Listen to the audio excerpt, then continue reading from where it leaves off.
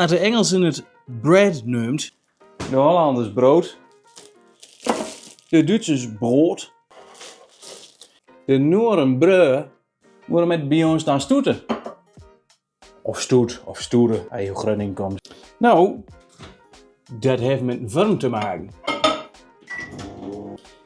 Dit is namelijk een stompenvorm.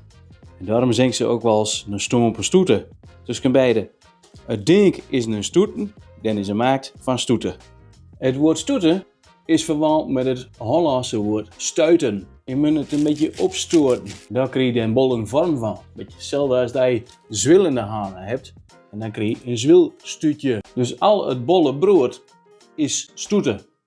Tenminste, in Oost-Nederland. Bij ons in Twente kennen we het woord brood wel. Maar dan is het specifiek roggebrood. En daarom heb je in Amerika de familie Studebaker. Die mooie auto's. Dat waren van oorsprong waarschijnlijk stoedenbakkers. In Westfalen bedoelt ze er specifiek witbrood met. Of zeutig brood. In Westfalen heeft ze ook nog leeuwenbrood. Maar daar bedoelt ze dit met.